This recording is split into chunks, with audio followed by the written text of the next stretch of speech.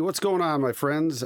So today, I'm happy to be joined by none other than my youngest child and my only daughter, Jordan Petrick. Hello, everybody. Yay! Thanks for joining me tonight, Jordan. I really appreciate you doing this at the last minute. Just happened to be in town, and so I thought, hey, instead of doing this by myself, why don't I have you on, and you can help me figure out all the kinks and the bugs and everything else on here. Anytime. Okay. So how was your drive in today? It was pretty good. There was a rollover accident on the other side of the interstate, so I'm really happy I wasn't on that side coming down. Okay, so it didn't slow you down at all? Nope.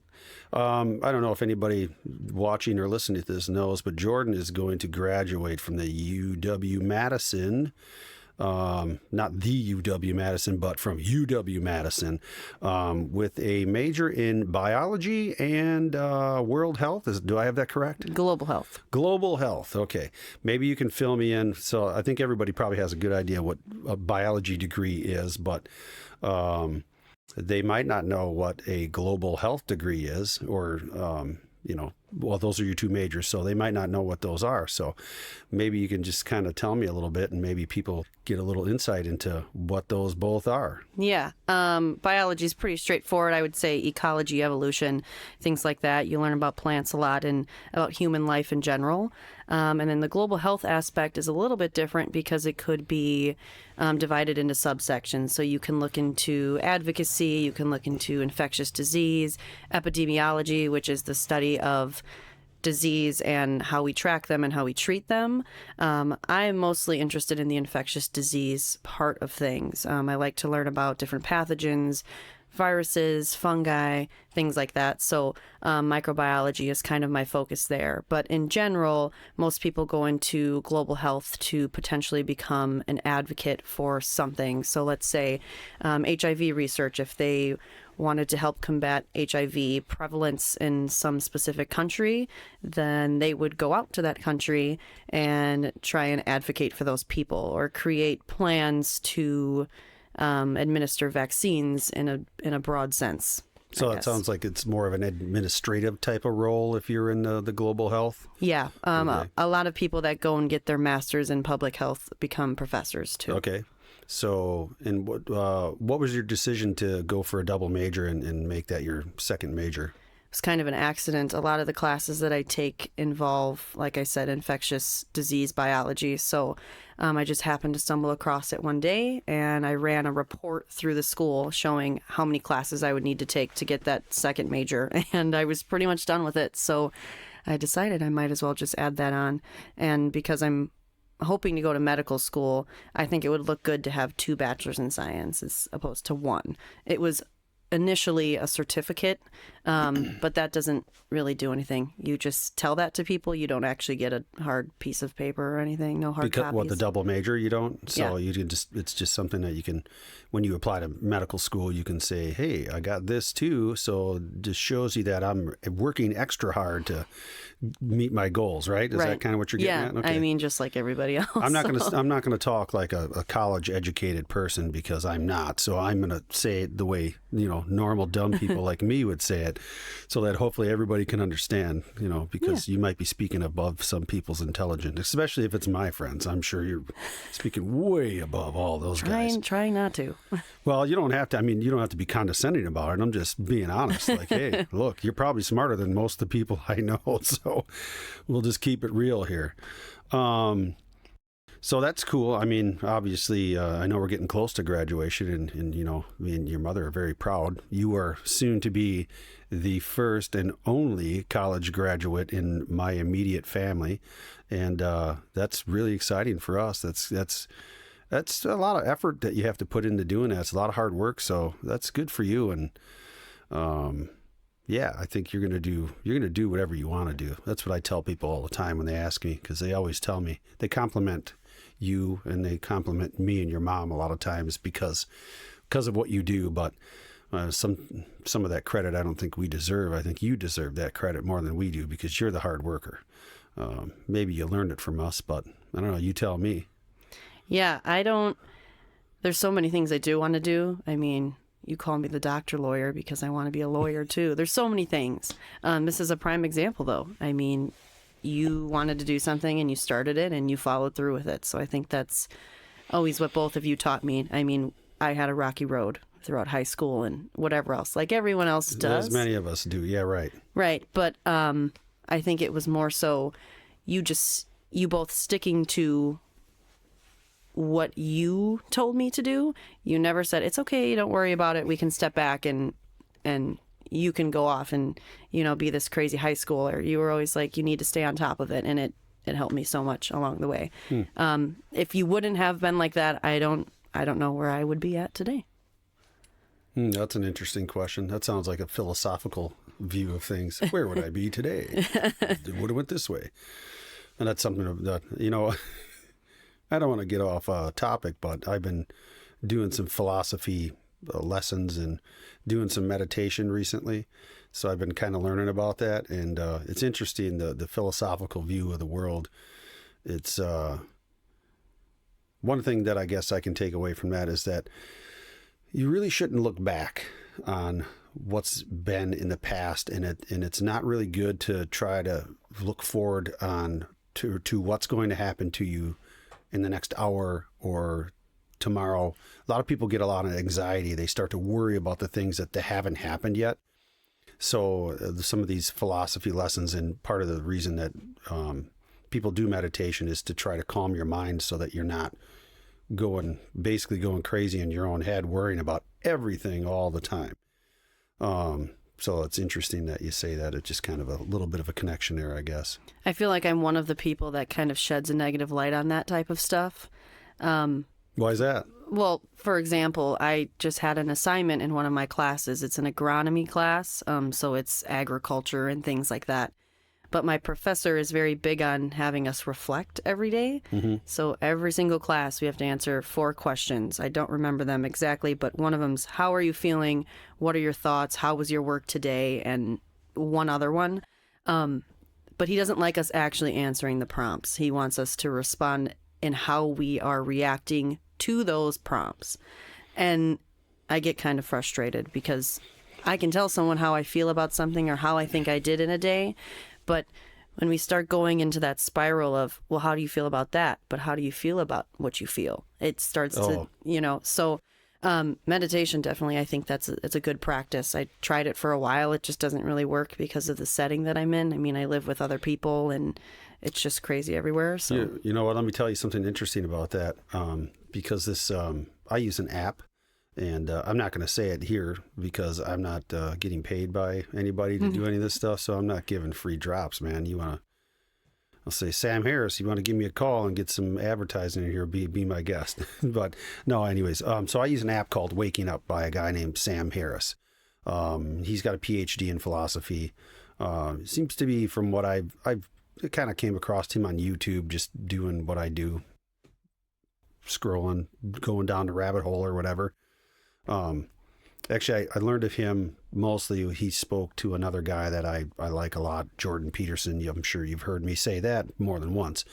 But they have opposing views on things, and they have some good conversations. And I think because of it, and it enlightened me a little bit on the way the world is supposed to work rather than how it does work most of the time. Because here you have 2 people that are very intelligent men, and they have kind of opposing views on something, but they're able to have this great conversation about it. And that's not something you see a lot nowadays anymore. It interests me. And so I downloaded the app and I tried it and I thought, I really kind of like this. And the approach that he has to it is a little bit different than what I guess I would have expected. Some of the meditations that I do are actually like having your eyes open and taking in all your surroundings and focusing on everything that's going on all at once kind of thing. So which you would think would be an oxymoron. You would think that'd be the exact opposite of what meditation is. But his approach to it is actually more along the lines of kind of getting your mind to focus. So a practice that I haven't done yet is doing a walking meditation. And then another one that I'm supposed to do at some point is like go to an airport, for an example, and do a meditation in an airport with your eyes open and just taking in people as they come and go and just just focusing on your surroundings and things like that. And it's just really a different approach. So I think maybe the old school way of thinking about meditation, maybe that's kind of what most people think. And Sam's taken a different approach to it, and I really like it. But I can tell you that from what I do it, I try to do it every day, and it's about 10 minutes long. It really just gets me, even if it's only a couple minutes out of that 10 minutes, it gets my mind to kind of declutter and clear. And it gives your mind just a few minutes of peace, to put it that way.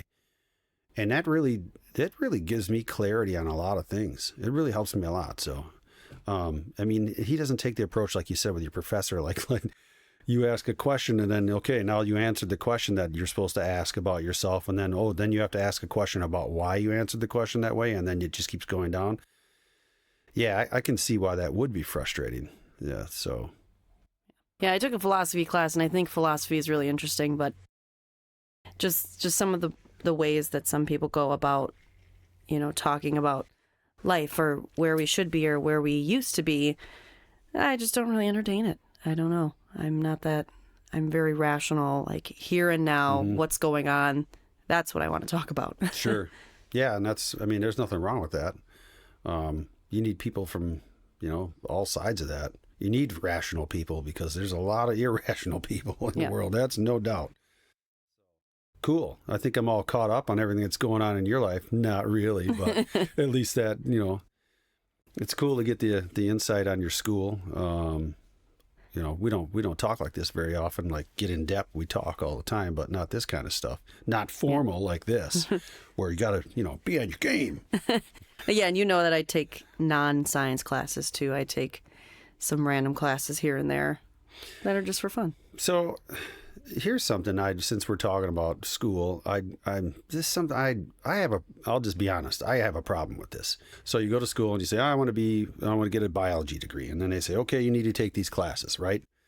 But then there's all these other classes that really have nothing to do with biology that you need to take these too.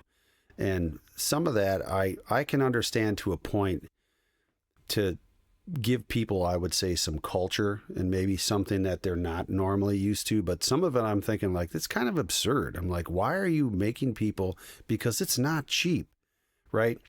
So then you got kids that are spending all this money to go to get an education for something that hopefully is going to, give them a career and give them a path and make them happy in life. But then you're like, you need to take this stupid ass class because we said so. I'm like, that to me never really made sense. I mean, I don't know how you feel about that, but I guess I'm curious. I'd like to know your thoughts on that. Yeah, I mean, the way that it's structured, it's different for every single major. So, like my roommate, for example, is in the business school, so she takes classes all in the business school. None that come out of that. Maybe a couple here and there. But after the gen eds, I have my humanities, my social sciences, and then my communications A and B, which are usually like literature classes. Those extra classes that you hear me talking about, like I'm taking a gemology class and a gen biz class, so a business class on marketing and entrepreneurship, those are really my choice.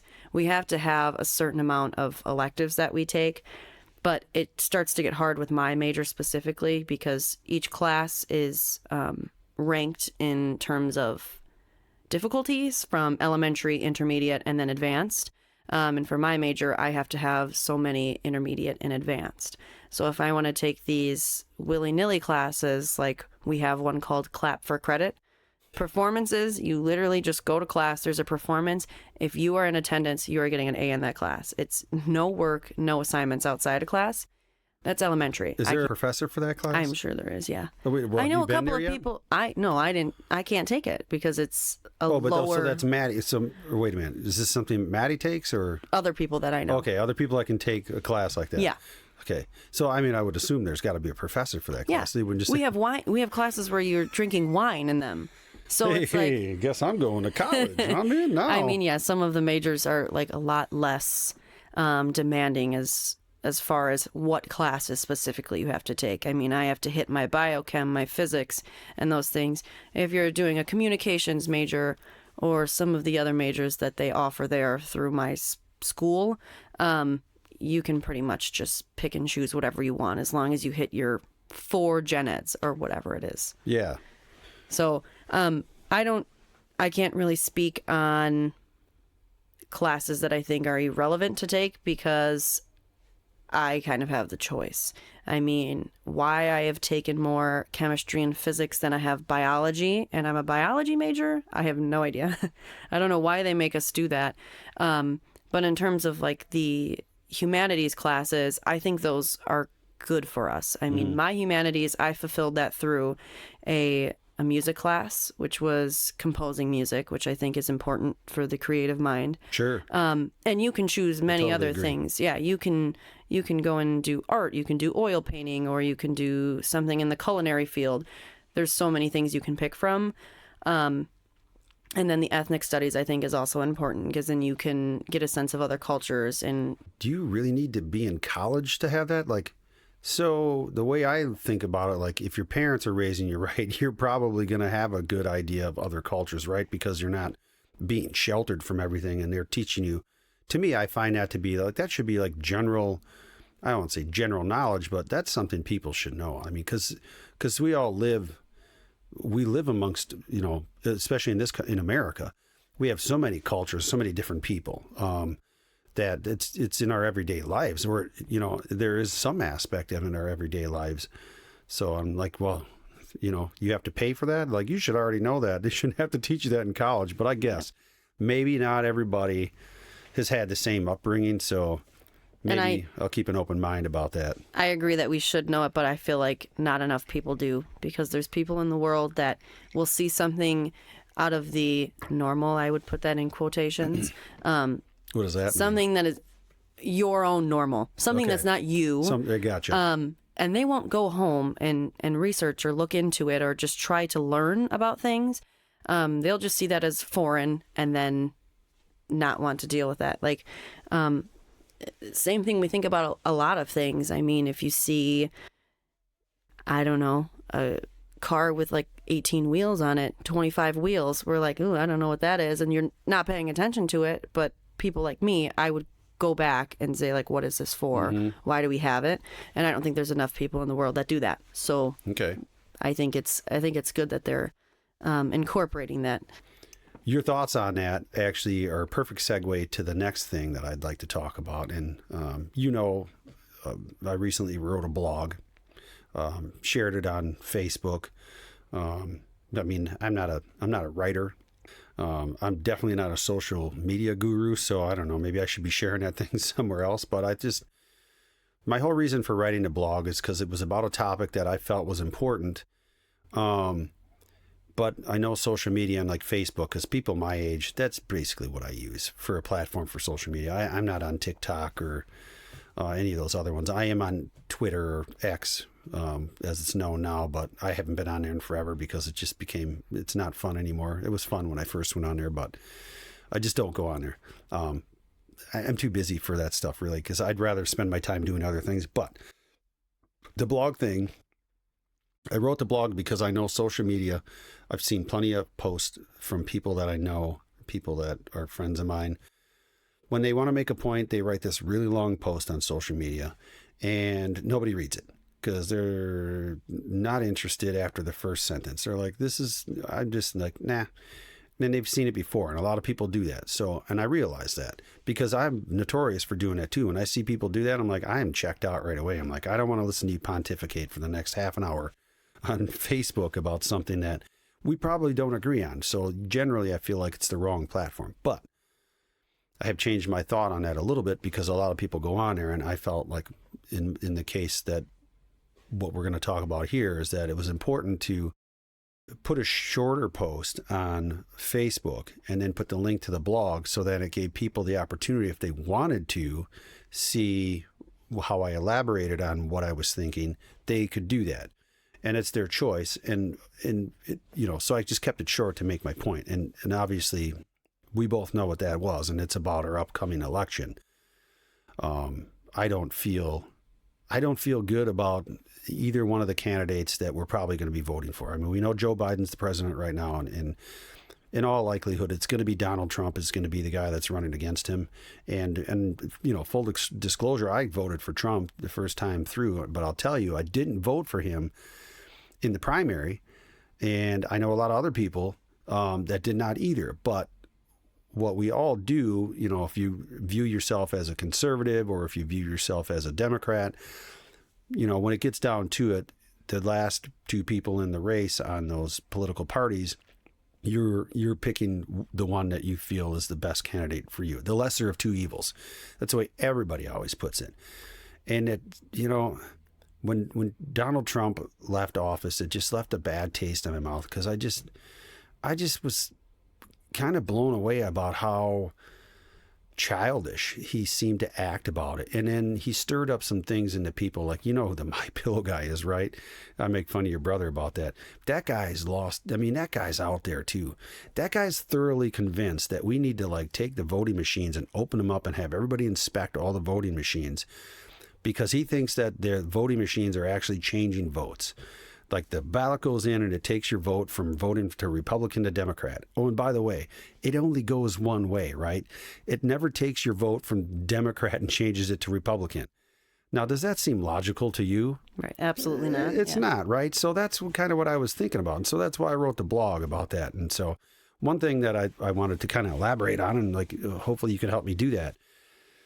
A big reason I think that people... I think Donald Trump is responsible for a lot of hatred when it comes to people that have opposing political views. Everybody looks at the leader of America for everything because America is the country that everybody, I would say they want to be, even if they say they don't. Because, if you look at what we've done in this country in such a short amount of time throughout history, we've probably invented more things than anybody else has. We've had the best economy. We still have a great economy. And we give everybody in this country more opportunities than you get anywhere else in the world. Then there's a reason that people are lining up to get in here, okay? And you hear a lot of people talk all the time about how terrible it is here. And I just think to myself, I'm like, yeah, things could be better, but they could be a lot worse too. I think people lose sight of that stuff a lot, like how bad it is in other countries and how bad it has been in other countries throughout history. So as far as, Donald Trump being somebody that I feel is definitely fueling the fire as far as, divisiveness and people just being mean to each other and finding that to be acceptable, because when they see him speak, he makes that acceptable. He treats everybody like that. And personally, I feel like a lot of it's an act. He does that on purpose because he knows that he can get people to be on his side. He can get people to be behind him if he does that because they're like, yeah, because social media, one thing that social media has done, Mike Tyson, I think, said this. I'll probably butcher his quote, but Mike Tyson said, within the last couple of years, the gist of what he said everybody got too comfortable basically with offending everybody and saying disrespectful things to people, because if you say that to somebody in person, there's a good likelihood you might get socked in your fucking mouth. Social media provides a wall for that, because you can just say whatever you want because there's no consequences to that. Because what are you going to do? Actually, it's even worse than no consequences. It's even what happens when people say things like on social media and they get controversial people and they say shitty things to them.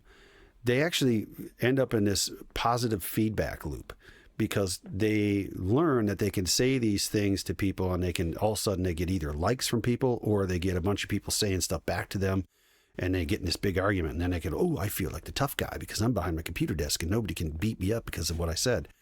So then they find a reason to do it more and more and more. And that's what trolls are.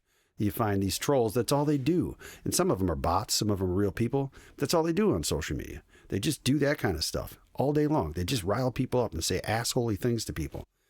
And I think it's fueled a little bit by Donald Trump. I don't know. Do you agree or disagree with that? Do you have anything to expound on? Well, I was going to say two things about Trump and saying explicit things or disrespectful things online.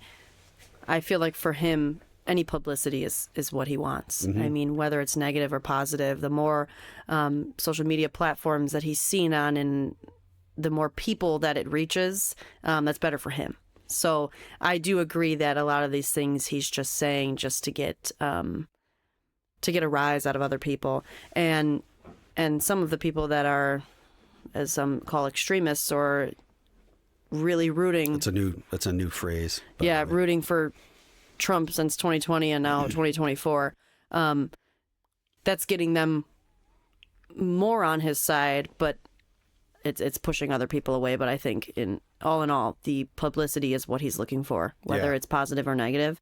And then also about the trolls, I think it's really interesting that when people have something to say, especially if it's disrespectful or it's super like outrageous, they don't have a username, and if they do, it's just a bunch of random letters and numbers, and they don't have a profile picture. They don't have their information connected to the account. It's always the people that's behind the screen. And as we have learned, and many other people have, if you have that personal information out there about you, they're going to come find you. Yeah, right. Yeah, and unfortunately, that's also getting taken too far now. Yeah, well, people don't realize it. That's why you see people playing these stupid games like, hey, I would have been a wolf in my other life, you know? Yeah. Like, they're just trying to get your personal information. I hope you realize that. Right. And then that's what, the very next day I'll see somebody had posted something like that. Oh, I've been hacked. Don't accept anything from me. Like, yeah. Are you surprised? Right, exactly. Yeah, and now we're moving into this cancel culture, quote unquote, is what it's called, and I'm sure you've heard of it. I have heard of it. Actually, yeah. Well, there's somebody else I'd like to speak to about that, because somebody else tries to dismiss that I know.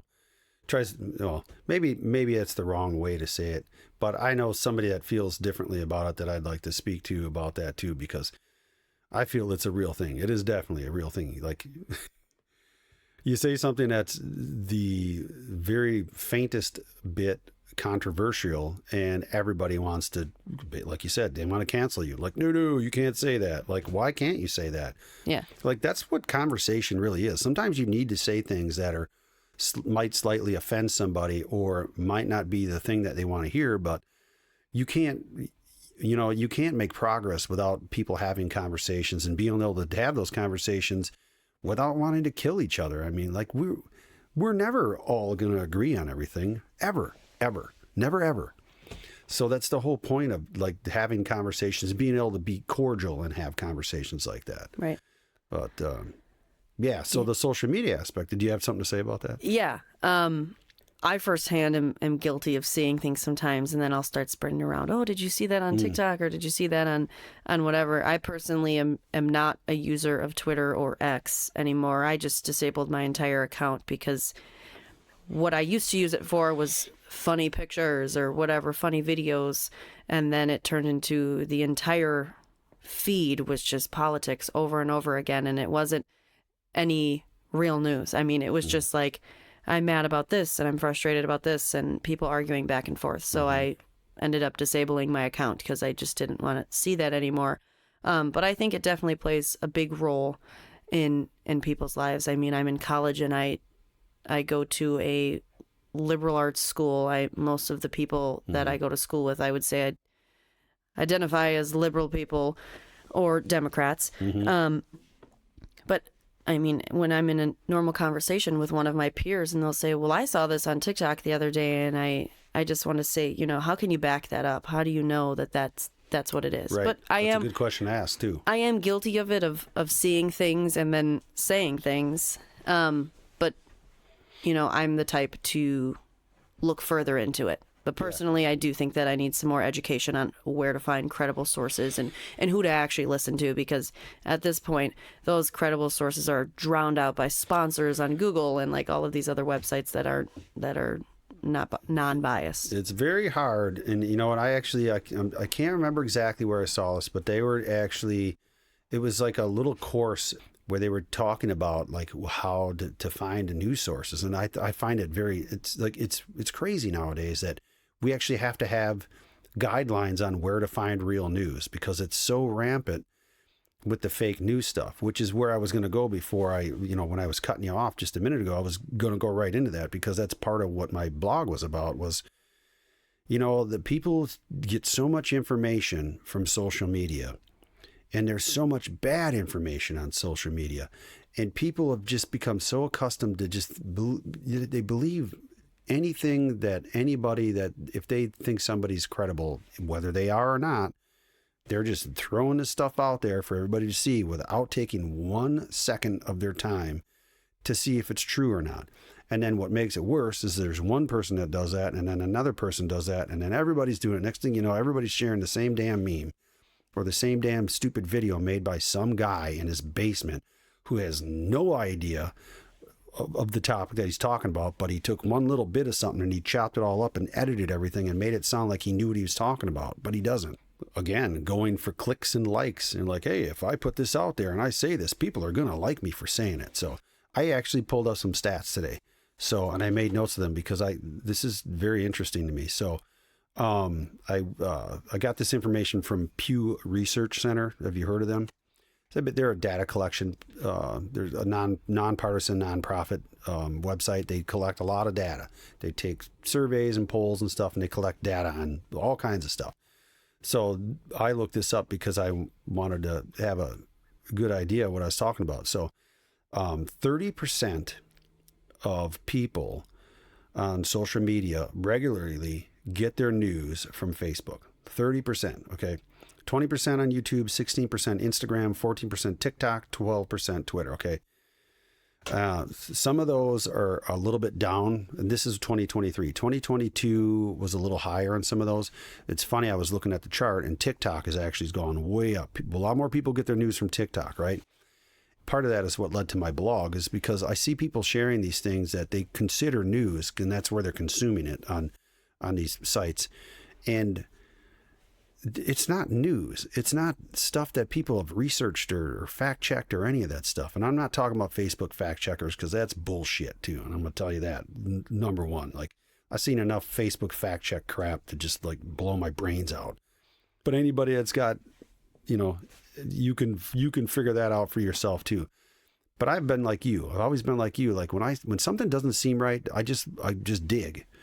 And basically, a good place to start is to find a place in the middle. So if you got one source saying this and you got another source on the other extreme saying this, then start in the middle and find some, because there's probably something that's got some truth in it there. And then another thing you could do to find news, and I know this takes work and it sucks that it does, but this is the world we live in. You have to work to get your factual information. You can't just believe everything you see because so much of that stuff is fake.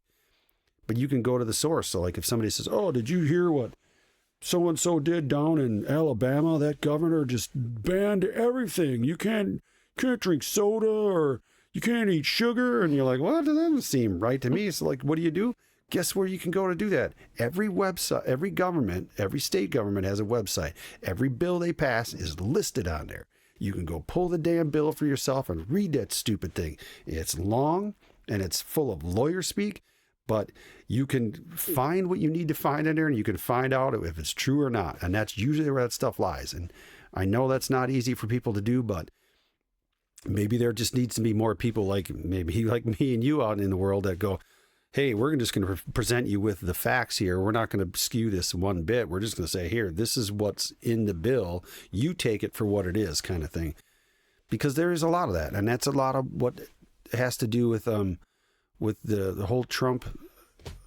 The whole reason that I'm just like anti-Trump now is because it just seems to like, that is just like, what it's supercharged, people feeling that way. I'm like, I don't know. I kind of feel like if that dude gets elected, people are going to be careful what you wish for, man. Things were good. And that's generally how people generally base everything off of like, hey, was things good for me when this guy was president? So then they think, well, I'll just vote for him again. Like, but you overlook a bunch of things that I'm like, I'm just not willing to do that anymore. So I think it's going to be really difficult to try and get people to find credible news sources, because your instant reaction when you see something that you agree with, you're going to like it or you're going to share it. Oh, yeah. People are satisfied when they see something they agree with, but they have to understand that these people behind the screen that are posting these things, or these influencers or even politicians, they're saying these things because they know that's what you want to hear. Exactly. And I mean, people just don't want to do that extra work, unfortunately. Well, and it's good that we're talking about it, because maybe somebody might watch or listen to this and they might realize that, like, hey, maybe I should put in a little bit more work, because, like, here we are, just regular people, and we can figure out a way to do it. Why can't everybody else? Right. I'm not saying why can't everybody else, but it's possible. People can definitely do it. So I was going to move right into the topic of the year for me right now, because we're kind of talking about the presidential election and everything. So the topic of the year for me to be, if I have any guests on, I'm going to ask them the same stuff. We know that the ages of our presidents are, so Trump is 77.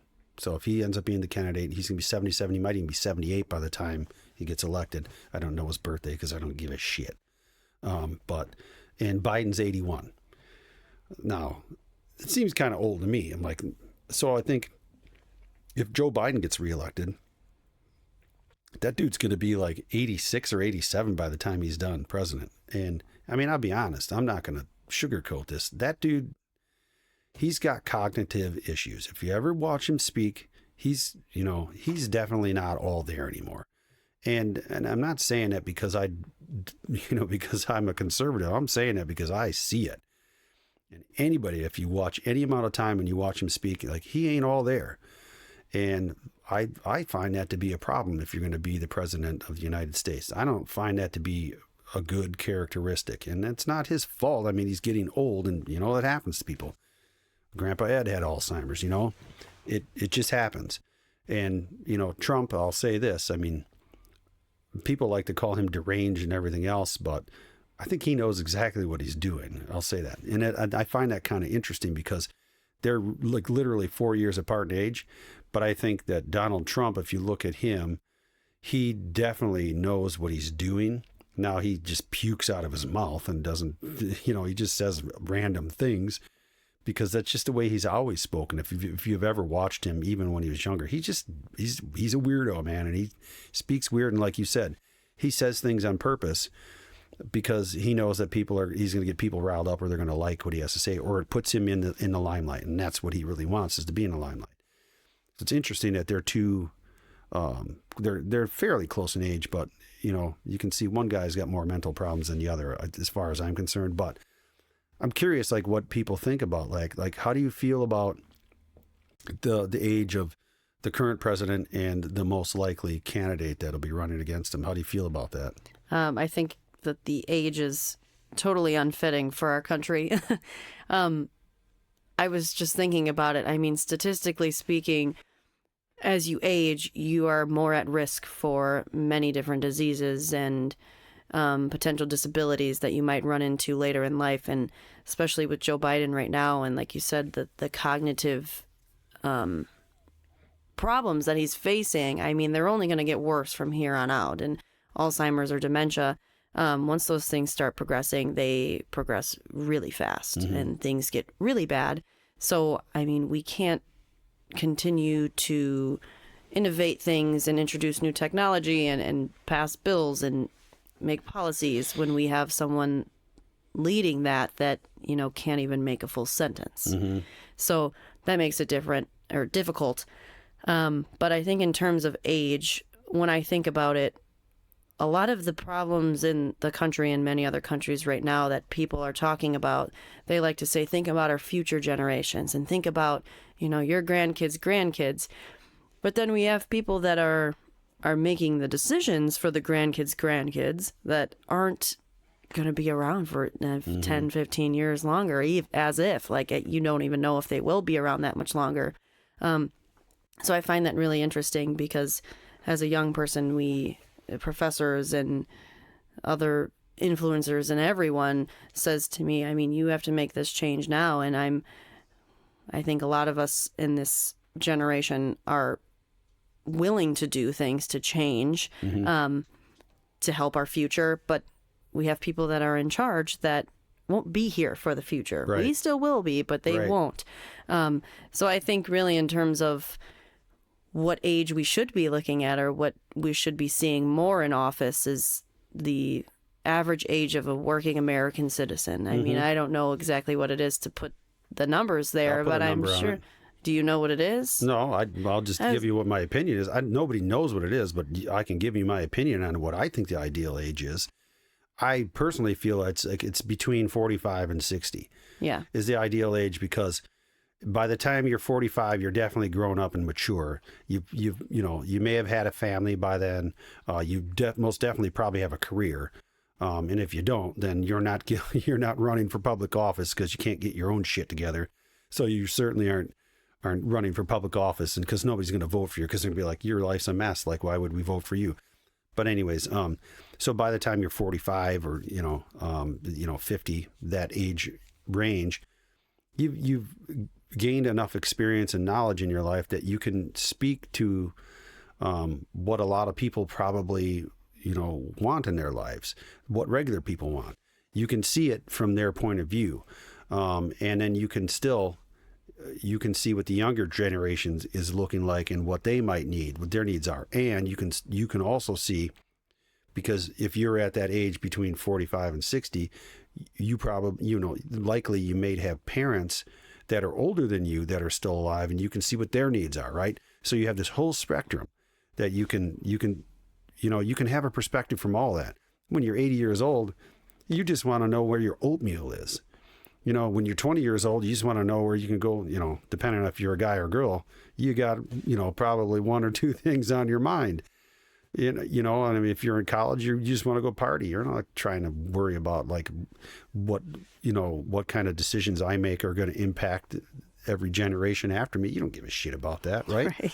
So that's why I think, between 45 and 60, I was thinking about that. I think that's where it should be. And it's funny, Bill Burr. The comedian Bill Burr. Oh, He's been in a bunch of stuff. I went and saw him live this year. He's funny as hell. He was on a talk show and he said it perfectly. He said, I'm tired of all these old guys in here. He said, I want somebody that's like 50 years old or 45. He said, because I want them to deal with the consequences of the policies they put in place.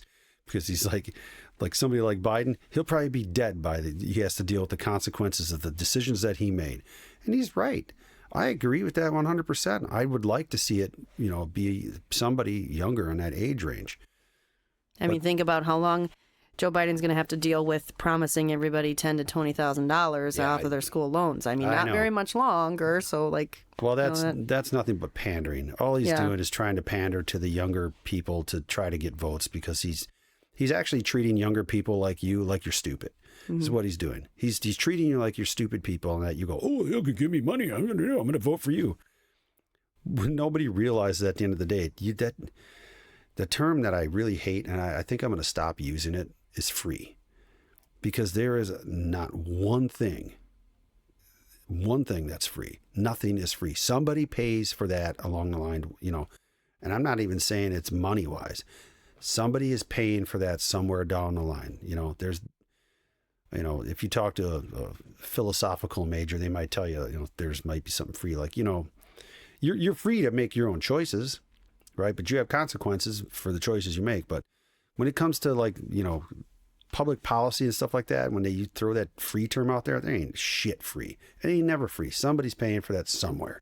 And generally we're all paying for it in one form or another. So, be careful when you take that free stuff that they say, hey, it's great. I'm going to wipe out your college debt. Oh yeah?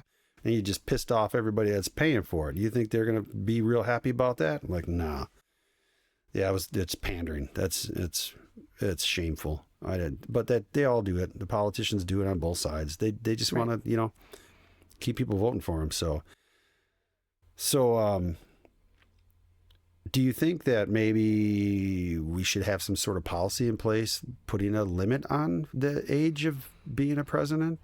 I mean, I feel like kind of in an ideal world we could maybe, but then I feel how like do you do that would is the question. exactly Right, it would be taken as ageism or something like that. Right, exactly, because you can't really say somebody that's 80 years old there, because there are people, and I've talked to them that are that old, that are like they're like all there, man.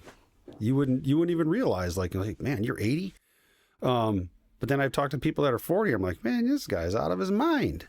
You know what I mean? So that's really hard to do that. But something that I kind of thought about a little bit, like maybe, and this would turn out to be a sham, because it always does when it comes to our government. But maybe you could have them take legitimately take like a cognitive test. So like every year, like when you're president, like you have to prove that you're not losing your mind kind of thing, right? But it would have to be by a doctor that's nonpartisan and it's not part of the government, because otherwise they're just going to have some dude just say, oh, yeah, he's fine. Like Trump. Trump's a good one for that. I had the doctor check me out. I'm in the best condition I could ever be. I'm at physical peak. I'm like, no, you're not. You're a doughboy. I'm like, who are you fucking kidding? Like, nobody believes that shit. You might believe it, but anybody that can see you, you're like, okay, whatever you say, dude.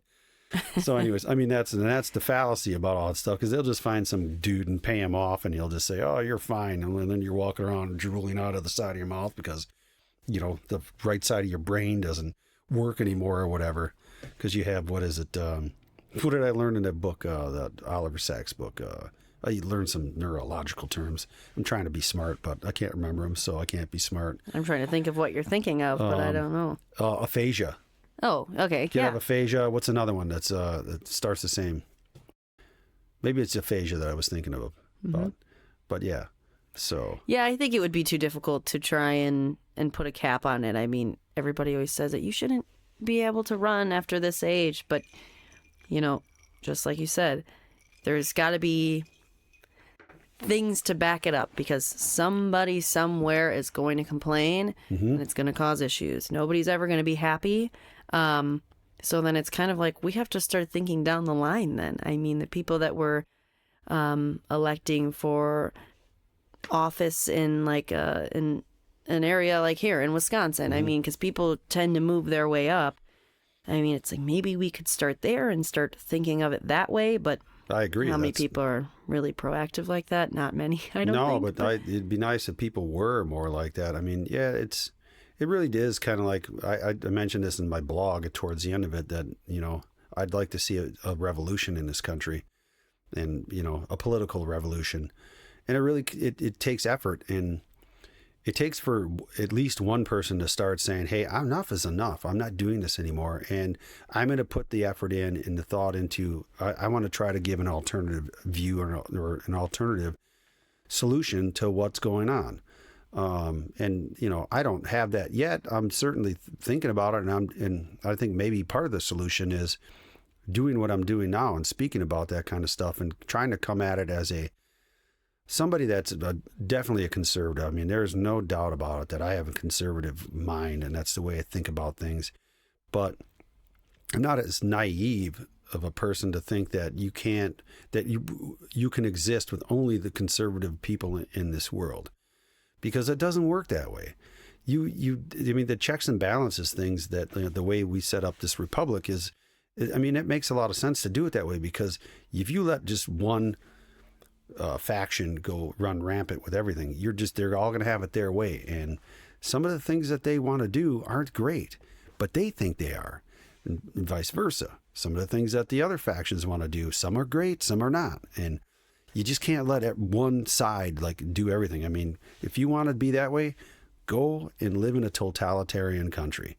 Then you can have it exactly the way you want it and see where that leads. I could go on for a long time about stuff like that, because I've been reading so many history books on that kind of stuff, and it's like, it sticks in my mind, because I think our leaders are very well educated in that kind of stuff, because they use some of the tactics that I read in these books, and I just shake my head and I'm like, man, I don't know what the hell is going on. I'm like, I wish people knew the same stuff that I knew, because I think everybody would view it a little bit differently. So, but yeah, we talked way too much about politics. Maybe I'll cut half this shit out of here, because nobody gives that shit about that much. But maybe they do. Hey, if you do, good for you for hanging around. So I think this is a good time to segue into a topic, a reoccurring theme, or whatever you want to call it, I'm going to have on this, and it's called a Bitch of the Day. So today's Bitch of the Day is I'm going to use something that was recently happened to me. And it's going to be driving in a car, which a lot of these bitch of the days will probably be the same thing. So recently, I'm driving, you know, in my work truck, and I'm driving back from a job, and I pull up to an intersection, right? And I'm turning left. I'm sure you've been there. We've all been there. So I'm in the left lane, and there's a car in front of me, and we're both turning left. and the light turns green, and we're at the intersection, and the guy in front of me is doing what? On his phone. No, he was not on his phone. No. No, that's a different bitch of the day. No, that deserves its own bitch of the day. No, he's sitting at the light while the light is green and cars are coming and going, right? And what should you be doing?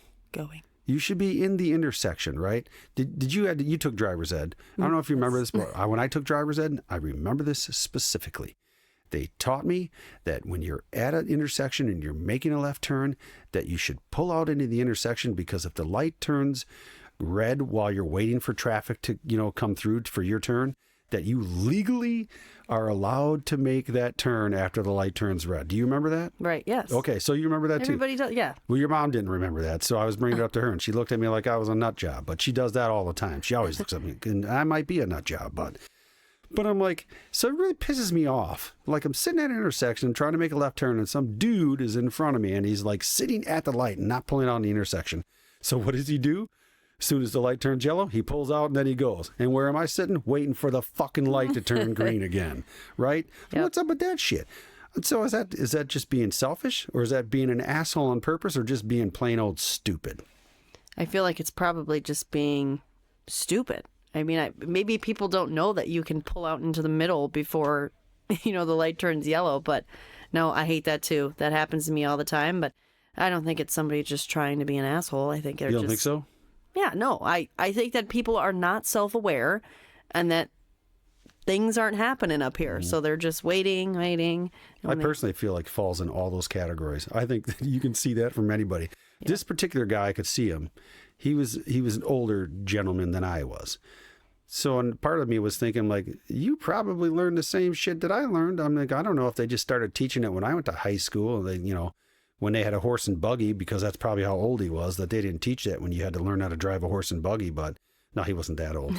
He's maybe like 10 years. I'm judging just from the looks that I could see in his mirror that he might have been 10 years older, but I'm like, he probably knows that too. And if he doesn't know that, you should fucking know that. I mean, it's real easy, but I get this kind of stuff. I'm like, really? I'm like, it's not that hard. Pull on the fucking intersection. Make your turn. Move on. Let's all get on with our lives. I got better things to do than wait at red lights because you don't want to turn. Right. Or do you think it might be fear? Maybe they're just afraid to turn? No. Or do you think the cops are going to come and like slam them down on the ground and arrest them because you went through a red light even though it's perfectly legal? Yeah. No? Okay. Well, it's not much of a rant. It wasn't a great bitch of the day, but I just kind of did off the cuff that one because I wasn't really ready. Smack my microphone around. Can I do a bitch of the day?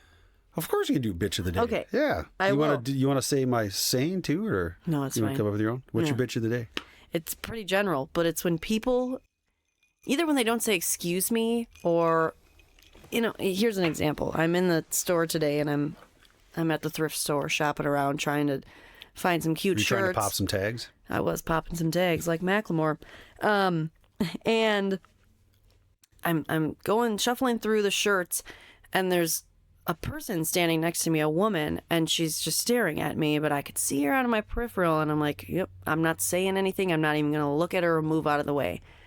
Finally, 2 minutes later, I'm still looking at these shirts, and she's still standing there, and I said, did you want to look at these? She's like, oh, yeah. I'm like, okay. And then I move away. Or just people not saying, excuse me. You're in the grocery store, and someone's just staring at you with the cart right behind you, and you turn around, you're like, Did you need to go through? Mm-hmm. And they're like, oh, yeah. Like, just speak up. Just say something. It drives me crazy. Well, I'll say this. What the fuck you in everybody's way? Right. I had a guy today when Move the cart over, bro. When I was in Piggly Wiggly, I'm walking, and someone said, hey, you with the purple shirt. And I turn around, and he goes, what the fuck are you looking at? I was like, what? So then I walked away, and then I went over to the flowers because I was getting flowers for Mom, and he's behind me. He's like, who are you buying flowers for? And I just left. I mean, I went to self-checkout, and I left. I'm like, what's his problem? His head with them flowers. Like, I don't know. Hey, you need some flowers? I know. I'm like, what is people's problem today? Let me brighten your day. Yeah, I don't know what it is. But yeah, just if you're in a store, everybody, please just say, excuse me. Don't stare at people like a creeper. It drives us crazy. The people that are normal out here. Yeah. You know what most of these bitches of the days are going to be about? It's going to be just about being self-aware. I can tell you that right now because that's what everybody's always complaining about. Like, where the fuck yeah. Anyways, I got a lot of these to do, so I'm not going to say them all tonight. So, all right. Well, it was Yeah, we've been talking for a while. It's been really good talking to you, but I do want to finish up with one last thing, and I want to talk about your Minecraft addiction that you have, since you had to come all the way down here from Madison and make me pay $20 plus the dollar tax, of course, because the government's got to get their cut on the video game. Why do you have such a bad addiction with Minecraft? It's not an addiction. I haven't played in a long time. I just thought about it because you have an Xbox and I really wanted to play. I think it's really fun because you just you start from nothing and you can get so far. I mean, you can have diamonds. You can have the riches. I don't know. It's kind of like a comfort game for me because that's what I played with Kyle, and then as I grew up, my friends would come over and we'd play Minecraft together, just building, being creative, trying to make new random things, houses and whatnot. And it doesn't take a lot of brain power. You really just sit there and you just build stuff, and it's a good time. And then they added all these cool features. You can train dogs, you can get saddles to ride a horse, and then it's your own horse. I mean, it's just glorified like any of those other games we used to play, Webkins or Club Penguin, all of those things you like. I don't know what those are. Yeah. Okay. They're both gone now, unfortunately, but when I was a kid, but they, you start with a character and you build up from there. Sure. And that's really all it is. It's kind of like the Skyrim game that I play, but from what it sounds like you're saying, it's like, it's a good like disconnect from just reality, just not worry about all the daily stuff that you normally do. And why don't I do this for a while? Right. Which is why I, from time to time, will play Skyrim and I'll just murder people left and right with my giant sword because, hey, I can disconnect from reality and I can do things that I wouldn't be able to do in the real world. I can go kill a dragon, right. Or I can steal some guy's horse, and if he yells at me, I can chop his head off for doing it. It's like, yeah. So yeah, I get it. Yeah, it's nice to disconnect from reality. So I was going to let you go, but then I thought of one other thing. I'm sorry. Okay. And maybe I'll cut one of these out and save it for another time. But we were talking about this earlier, and I was supposed to talk about it on this podcast. And I wanted to talk about how much fun it was to do our reenactment of the Burbs out on the front porch. And that was during COVID, right? That was when... Yeah, I think so. When we were, not supposed to go anywhere kind of stuff, all that... stay in your house crap. I think that's when we did that. But I had a lot of fun doing that. Yeah, I'm still wondering where the clip is of whoever it was driving the garbage out to the end of the driveway, because that's me. not. Yeah, but it's not in the original video that's posted. Oh, but I think it's saw it in because there. Wasn't it because when I was standing out there was a coyote behind me under the street light? You were. I remember you being quite the trooper because you said there was, but you didn't move. But I thought it was, that whole video clip of me banging the garbage with the stick, it's all there. I feel like I didn't see you that. know what? If you want, I can edit it because it's a very long drive down the drive. If you remember, it felt like it took an hour. But I did post that recently on Facebook, and I'll pull it back up again because. Yeah, that was a good time, all those videos. And maybe there was we had to do a bunch of takes because one of the people in our group wasn't so savvy at acting. I don't want to mention any names like Jenny, but she was having a hard time. She's not here, so she can't defend herself. So, hey, it's just like we're on social media. Let's talk about the person that's not in the room. She did the best she could with that Kansas City Chiefs hat she had on, She was Rumsfeld, right? Was she Rumsfeld, and who was I? You were Tom Hanks. Yeah. And I was... Wait, is Rumsfeld the guy that there go the goddamn brownies? Yeah. Okay. That's Rumsfeld. Yeah, she's like, scope me. Yes, that was... Yeah. Yeah, so I think, she was Rumsfeld, and you were, what was Tom Hanks' character's name? I can't think of it right now. Whatever's, Ray. No, Ray was his friend. Was I Ray? You were Ray. I was Ray? Yes. And you were his friend, the guy that came in and ate all his breakfast? Wait, no, Ray? Ray is the main character. That's Tom Hanks. Okay, I was Ray. Ray. And then you were the guy with the... Because they came to ask him, hey, Carol, can Ray come out today? No, he can't come out until he resembles a man that was my husband or whatever. Remember that? And then they kicked the ground like they're little kids. Yeah, I think you were Ray because you were the person saying, I say we go get a look at those garbage cans. Or was that me? Yeah, it was you. I'm the one that says, like, I've never seen that before. Oh, that was me. I was like, yeah, no headlights. Was that right? Yeah, that was, I was the fat guy. Yeah. Well, it's fitting. Like, I'm the fat guy, so I played the role correctly. But then I was also the creepy guy because I drove the garbage down to the road. Right. So I had multiple roles. So clearly, I'm the most talented of the group. Okay. I don't think there's any question. I think you have to give me some sort of Oscar or something because I played multiple roles. I gave you a Dundee. And I was the director. Yeah, I want a Dundee. I'll take that. I'll take any kind of award I can get because nobody ever gives me awards, man. I do all the stuff and I got to make my own damn awards. Right. Yeah, no, it was a good time. I think more people need to watch The Burbs. So many movies that you guys introduced me to that I now share with all of my friends because they're just, it's great. I mean, I call them classics. I mean, we call them, and every generation has their classics. Yeah. But movies aren't the same anymore as they were. I mean, they change, and they change for whatever reason. I think they try to make movies to appeal to whatever generation that's going to spend the money on them. Right. So, but yeah, back in the day, man, Caddyshack and The Burbs and Major League, and I could go on and on about those. Maybe I'll have to have somebody on like Joe Crenshaw to talk about all those, because I'm sure Joe Crenshaw won't be a stiff at all on a podcast. So that's just me goading him to come on my podcast. So anyways, well, it was really nice talking with you, and I appreciate you coming on and taking whatever, an hour probably so that we spent talking about stuff here, just impromptu, and helping me figure out what I'm doing here, because I don't know, I had a good time and I want to do this more, and I hope other people enjoy it, because maybe I'll be fucking rich someday. Maybe. And then you can share some with the, thanks for having me. I'm happy to get this started, and hopefully you'll have some cool people come on. Yeah. All right. Well, bye.